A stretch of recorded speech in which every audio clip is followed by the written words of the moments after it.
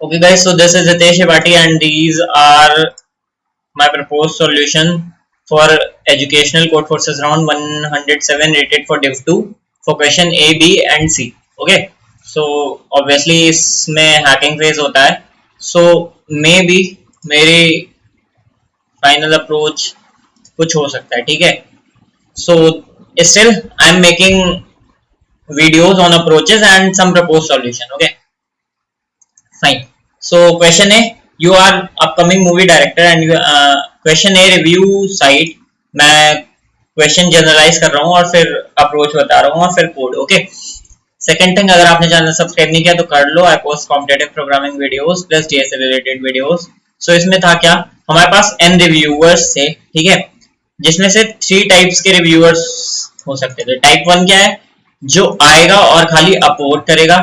Type 2 जो आएगा और खाली डाउनलोड करेगा. टाइप 3 अगर तुम खुद एक रिव्यूअर हो और तुम किसी कॉन्टेस्ट में गए, अगर वहां पे नंबर ऑफ अपवोट्स ज्यादा है तो वो अपवोट्स करेगा, और अगर डाउनवोड्स ज्यादा है तो वो डाउनलोड करेगा. ठीक है, कुछ ऐसा था. If there are more downvotes than upvotes then reviewer downvotes. ठीक है, तो डाउनवोड ज्यादा है डाउनलोड करेगा, नहीं तो अपवोड.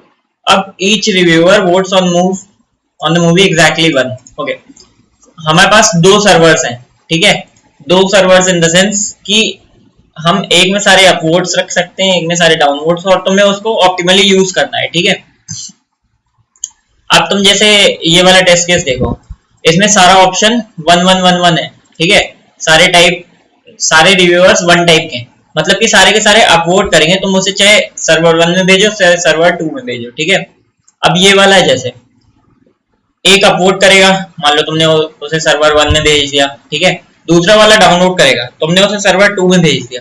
ठीक है, फाइन. सर्वर 2 में जब तुमने भेजा तो अब सर्वर 1 में क्या हो गया, एक अपलोड हो गया 0 डाउनलोड, और सर्वर 2 में एक डाउनलोड और 0 अपलोड. अब तुम्हारे पास एक व्यूअर है 3 टाइप का, तो तुम्हें करना क्या है, maximum total number of uploads जो तुम जुटा सकते हो. तो तुम ऑब्वियसली क्या करोगे, सर्वर 1 वाले में भेजोगे जिसमें अपलोड तुम्हारे ज्यादा है ना, ऑब्वियसली. ठीक है, तो सिंपली तुम्हारे पास क्या हो सकता है, अगर तुम्हारे पास 2 सर्वर्स हैं तो तुम हमेशा किसी एक में अपवोड्स ज्यादा मेंटेन कर सकते हो हमेशा. ओके, तो इट मींस कि तुम सारे के सारे अपवोड्स अगर उसी सर्वर में भेज दो, सर्वर 1 में, ठीक है, तो उसमें हमेशा नंबर ऑफ अपवोड्स ज्यादा रहेंगे, तो तुम सारे 3 को अपवोड्स में कन्वर्ट कर सकते हो. इट मींस तुम्हारा आंसर क्या हो जाएगा, टोटल नंबर ऑफ 1 + 3. ठीक है, fine. Question B, GCD length. हमारे पास क्या है, you are given 3 integers a, b and c. Fine. अब find 2 positive integers x, y such that x has exactly a digits, y has exactly b digits, and GCD of x and y without leading zeros consist of c digits. Okay, ठीक है, तो हमें 2 numbers बताने हैं x और y, जिसमें x में a digit हो, y में b डिजिट्स हो, और उनके GCD में c डिजिट्स हो. ठीक है, फाइन. GCD होता क्या है, सबसे पहले ये देखो. मान लो ये a है तुम्हारा, पहला नंबर है a, और लेट से x चाहिए था ना, तो पहला नंबर तुम्हारा x है. ठीक है, x में तुम्हारा क्या है, मान लो नंबर है कुछ 2 की पावर a है, 3 की पावर b है, और 5 की पावर c है. ठीक है, नंबर y जो तुम्हारा है उसमें 2 की पावर d है, 3 की पावर, मान लो सॉरी, तुम इसको ऐसे करो, 2 की पावर a है, 3 की पावर b है, और 5 की पावर कुछ मान लो d है. ठीक है, और इसको भी e मान लो. चलो, तो अगर तुम x और y का GCD निकालोगे तो x और y का GCD सिंपली क्या होगा, 2 की power minimum of a and a जो कि a हो जाएगा, 3 की power minimum of b and d जो कि तुम्हारा minimum of b and d,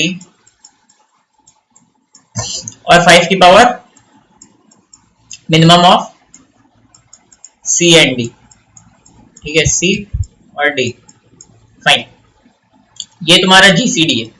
ठीक है, तो ऑब्वियसली ग्रेटेस्ट कॉमन डिवाइजर, मतलब इनमें से जितने भी ज्यादा से ज्यादा फैक्टर्स कॉमन होंगे वो सारे तुम्हारे GCD में आ जाएंगे और वो तुम्हारा GCD हो जाएगा. ठीक है, फाइन. अब तुम्हें क्या चाहिए, तुम्हें जीसीडी चाहिए सी डिजिट्स का, ठीक है, और तुम्हें एक्स और वाई चाहिए ए और बी डिजिट के। तो तुम अगर ऐसे गेस करो कि अगर तुम्हारे पास एक जीसीडी है वो सी डिजिट्स का है, मान लो, जो कि इक्वल्स टू है एक्स के, ठीक है, वो और वो है तुम्हारा सी डिजिट्स का, एक्स जो वैल्यू है वो सी डिजिट की है, और एक्स जो है वो कुछ ऐसा है 2 की पावर ए, 3 की पावर बी और 4 की पावर 5 की पावर मान लो सी, ठीक है। अब तुम्हें दो नंबर चाहिए x और y जिसमें नंबर ऑफ डिजिट्स क्या हो, a और b हो, ठीक है, और ये g जो है इनका जीसीडी हो। g इनका जीसीडी होने का मतलब कि ये सारे तो इसमें चाहिए ही चाहिए हमें, है ना, ये सारे तो इसमें चाहिए चाहिए, मतलब 2 की पावर a हमें चाहिए चाहिए, 3 की पावर b हमें चाहिए चाहिए, 5 की पावर c हमें चाहिए चाहिए, ठीक है, इसमें भी हमें मस्ट है ये अगर जीसीडी रखना है, ठीक है। अब इनका जीसीडी जी ही रहे, इसके लिए हमें क्या चाहिए, एक्स में हमें और कोई इससे ज्यादा 3 कॉमन नहीं बढ़ना चाहिए, मतलब 3 की पावर बी ही होनी चाहिए दोनों में। अगर 3 की पावर एक भी ज्यादा हुई दोनों में, 3 की पावर बी प्लस 1 हुई तो जीसीडी गड़बड़ा जाएगा हमारा, है ना। तो 2, 3 और 5 की पावर जो कॉमन है वो सेम कॉमन, मतलब मिन ऑफ बी और बी वो दोनों का बी ही होना चाहिए जो जीसीडी में है, ठीक है। तो मिन दोनों की पावर का जो जीसीडी में उतना ही होना चाहिए, उससे ज्यादा नहीं हो सकता। सेकेंड थिंग हमें क्या चाहिए, एक्स और वाई का जीसीडी जी बन गया। अब इनके डिजिट्स, नंबर ऑफ डिजिट्स बढ़ाने, वो हम कैसे बढ़ा सकते हैं, हमें इन तीनों की पावर सेम रखनी है, बाकी तो हम मल्टीप्लाई करके किसी का भी मल्टीप्लाई कर सकते हैं ना इसमें। तो हम क्या करेंगे, इसमें मल्टीप्लाई मान लो 7 कर दिया हमने, तो इसकी कुछ डिजिट बढ़ेगी, फिर से मल्टीप्लाई 7 कर दिया, फिर से इसकी कुछ एक्स की डिजिट बढ़ेगी, फिर से मल्टीप्लाई 7 कर दिया, फिर से एक्स की कुछ डिजिट बढ़ेगी। कब तक मल्टीप्लाई करते रहेंगे, जब तक number of digits in x कितनी होने जाती, 8, ठीक है।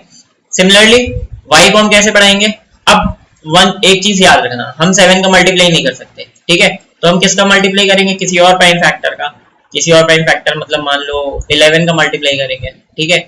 या फिर 11 का मल्टीप्लाई नहीं करना, अगर तुम्हें छोटे छोटा इंक्रीमेंट करना है तो तुम 2 का मल्टीप्लाई भी कर सकते हो, ओके। इसमें तुम 2 का मल्टीप्लाई करो और इसमें 3 का मल्टीप्लाई करो। मैं क्या कह रहा हूँ ध्यान से सुनना, इसमें 2 का मल्टीप्लाई किया, 2 का मल्टीप्लाई करते चले जाओ, 2 का मल्टीप्लाई करते चले जाओ, कब तक, जब तक y की नंबर ऑफ डिजिट्स b नहीं हो जाती। इसमें 3 का मल्टीप्लाई करो, 3 का मल्टीप्लाई, ठीक है, कब तक, जब तक x में डिजिट्स a नहीं हो जाती, है ना। अब देखो क्या इनका जीसीडी गड़बड़ाएगा इसमें 2 और इसमें 3 का मल्टीप्लाई करने से, ऑब्वियसली नहीं गड़बड़ाएगा, क्योंकि जीसीडी हमेशा इतना ही रहेगा, minimum of a and a plus something हमेशा a ही रहेगा, ठीक है। तो हमें खाली इतना करना है। तो देखो इसका कोड दिखा देता हूं। ये एक फंक्शन लिया था जिसमें count of number of digits कर रहा हूं मैं, ठीक है, फाइन। अब ये लिया, दो इनपुट ले लिए a और b।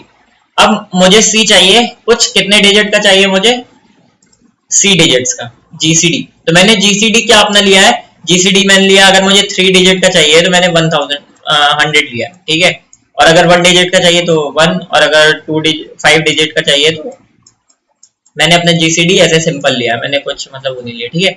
तो x में मैंने जीसीडी डाल लिया।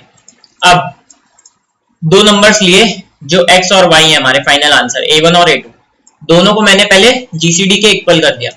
अब मुझे सिंपली क्या करना है, अपने पहले नंबर में तो मैं मान लो 10 का इंक्रीमेंट करता जाऊंगा, जब तक उसकी नंबर ऑफ डिजिट्स a नहीं हो जाती, तब तक उसमें 10 का इंक्रीमेंट करता जाऊंगा, और दूसरे वाले में मैं 3 का इंक्रीमेंट करता जाऊंगा, ठीक है, 3 का इंक्रीमेंट करते करते जब तक उसकी नंबर ऑफ डिजिट्स b नहीं हो जाती। तुम यहाँ 10 की जगह 2 का भी यूज कर सकते हो, गलती नहीं होगी कोई, ठीक है, फाइन। अब एक ये केस देखो, if a1 is equals to a2 है, अगर ये सब करने के बाद a1 is equals to a2 हो गया, ठीक है, तो तुम्हारा जीसीडी कितना आ जाएगा, a1 के इक्वल।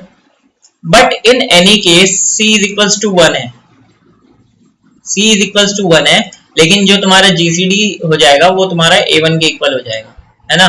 तो उस केस में तुम्हें सिंपली क्या करना है, इसका एक टेस्ट केस देखो, ये है जैसे मान लो तुम्हारा एक ये वाला टेस्ट केस है 10-10, ठीक है, जो मेरा आउटपुट है वो 10-10 है, A1 is equals to A2 है, ठीक है। अब मान लो इसका जीसीडी कितना आ जाएगा 10, ठीक है, ये वाला टेस्ट केस है, इसका जीसीडी 10 आ जाएगा और सी की भी वैल्यू 2 है, तो 2 डिजिट का है। मगर अगर यहाँ पे सी की वैल्यू 1 होती तो आउटपुट हम कितना दे देते, 10 और इसके साथ में +1 कर दिया मैंने, 10 और 11, तो अब उनका जीसीडी गड़बड़ा गया, है ना। a और a+1 हमेशा कभी भी वो नहीं हो सकते, कॉमन डिवाइजर उनका हमेशा 1 ही होगा, a और a+1 का, ठीक है, फाइन। तो ये कर दिया और बाकी में वरना A1 और A2 आउटपुट दे दिया। सो बी हो गया। सी क्वेश्चन देखते हैं। Yet another card deck. तो इसमें करना क्या था, सिंपली जनरलाइज करता हूं। हमारे पास n कार्ड्स थे जो कि 1 2 3 4 5 6 7 8 9 10, ठीक है, ऊपर से नीचे की तरफ 1 इंडेक्सिंग से रखे थे। ईच कार्ड का कोई एक कलर था जो कि AI था, ठीक है। हमें क्या करना था, हमारे पास क्यू क्वेरीज थी, हमें ईच क्वेरी में क्या करना था, एक टीजे दिया गया था हमें, ठीक है। टीजे क्या था, कोई एक कलर, हमें फर्स्ट अकरेंस ऑफ टीजे का इंडेक्स देना था। Find the highest card in the deck with colour TJ. Highest card in the deck मतलब अगर ऊपर से देखोगे तो वही हो गया, फर्स्ट अकरेंस ऑफ टीजे, जहां पे भी हो उसका इंडेक्स देना था, उसको वहां से निकालना था, उसका इंडेक्स प्रिंट करके take the card and place it on the top of the deck, और उसको सबसे पहले हमें डाल देना था, ठीक है। तो ये ऑपरेशन कुछ ऐसा है, मान लो 1 2 3 4 5 6 7, अगर मान लो तुम्हें 5 निकालना है, ठीक है, फर्स्ट अकरेंस ऑफ 5 निकालनी है, तुमने 5 यहां से निकाला और यहां पे डाल दिया, ठीक है, सिंपल, और यहां से 5 हट जाएगा। 5 का इंडेक्स कितना था, इनिशियली 5 था, ठीक है, 5 तुमने आउटपुट कर दिया, 5।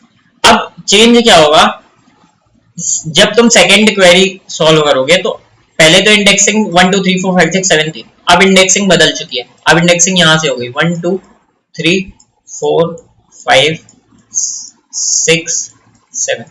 तो तुम्हें बस एक ऐसा मतलब कंटेनर चाहिए था जिससे तुम कहीं बीच से वैल्यू निकाल सको और उसके फ्रंट में पुश कर सको, है ना।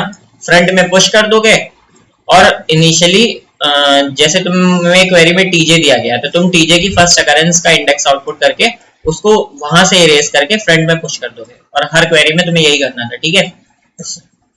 नंबर ऑफ क्वेरीज कितनी थी, 3 into 10 raised 5, तो तुम लगभग अगर मान लो और 2 सेकेंड टाइम लिमिट थी तो तुम क्यू लॉग इन में ऑपरेशन कर सकते हो, ठीक है, फाइन।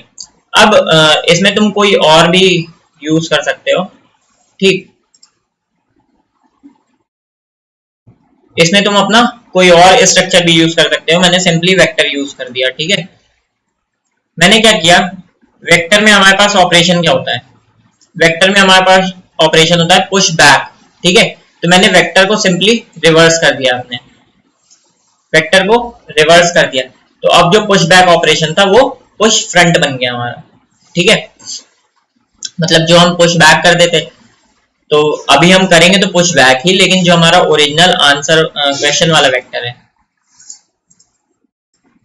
क्वेश्चन वाला जो वेक्टर है वो उसमें पुश फ्रंट की तरह काम करेगा, है ना, ठीक है। तो ये देखो मैंने रिवर्स कर दिया टोटल वेक्टर। अब क्वेरी में आए, क्वेरी में मैंने इनपुट लिया x, ठीक है, ये क्वेरी आई, फिर एक अलग से वेक्टर बनाया और उस पर x डाल दिया। अब हमारे पास दो वेक्टर हैं, एक वेक्टर हमारा v है, ठीक है, दूसरा वेक्टर हमारा x है जिसमें हमारी क्वेरी का कलर है, जो हमें कलर आउट छानना है, ठीक है। अब हमें ढूंढनी क्या थी, हमें ढूंढनी थी फर्स्ट अकरेंस ऑफ कलर, है ना, first occurrence of colour x, okay. But हमने वेक्टर को रिवर्स कर दिया, तो अब हमें क्या ढूंढनी है, लास्ट अकरेंस, है ना। तो मैंने एक फंक्शन लगाया, ठीक है, जिसमें फाइंड एंड फंक्शन है। फाइंड एंड जो क्या करता है, तुम्हारा जो मान लो मैंने ये लिया all v and all triple v, तो ये जो ऑल ट्रिपल v है इसकी लास्ट अकरेंस ढूंढ देगा वेक्टर v में, ठीक है। तो अब आईटी में मेरे पास क्या आ गया, वो last occurrence of some colour आ गई। अब आउटपुट में मैं क्या दूंगा, सिंपली n माइनस उसका इंडेक्स। वाई? क्योंकि मैंने टोटल वेक्टर रिवर्स कर दिया था, टोटल वेक्टर रिवर्स कर दिया था ना, इसलिए ऑब्वियसली इट इज ऑब्वियस कि अगर रिवर्स कर दिया था तो इंडेक्स की जगह n माइनस इंडेक्स देना आउटपुट में, ठीक है। और सिंपली वेक्टर से अपना आईटी इरेज किया और वेक्टर में x पुश बैक कर दिया, ठीक है। So thank you guys for watching this video. If you have any doubt you can ask in comment section. Plus मैंने ये राउंड इसलिए नहीं दिया था क्योंकि हैकिंग फेज होता है, फिर मैं वीडियो बनाता, फिर लोग देखते, फिर मान लो भगवान नहीं हूँ, कहीं गलती हो गई होगी तो तुम लोग जाके हैक मार देते, दैट्स व्हाई नहीं है, ठीक है। और नेक्स्ट राउंड में पक्का दूंगा, थोड़ा सा काम रहता था घर में इसलिए नहीं दिया। Thank you guys for watching, subscribe this channel.